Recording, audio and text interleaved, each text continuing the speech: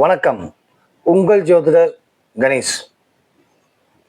நம்ம ஒவ்வொரு திசைக்கும் என்னென்ன பரிகாரம் செஞ்சா அந்த திசையில செஞ்சா உங்களுக்கு பரிகாரம் நிவர்த்தி ஆகும்னு ஏற்கனவே சில திசைகள் சொல்லிட்டு இருக்கோம். அது இப்ப பார்க்க போறதுல செவ்வாய் திசையை பத்தி நம்ம பார்ப்போம். இப்ப ஒரு மனிதனுக்கு செவ்வாய் திசை 7 வருஷம் நடக்கும். அது சிலவங்களுக்கு செவ்வாய் திசை வரும் வராம கூட இருக்கலாம்.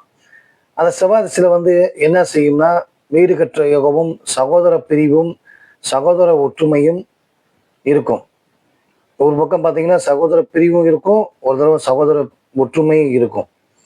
வீடு கற்ற யோகம்னாலும் சரி, பூமி வாங்கின யோகம்னாலும் சரி, எல்லாமே இந்த செவ்வாய் திசை தான் சில வேளைகளில் செய்யக்கூடிய வாய்ப்புகள் உருவாகும்.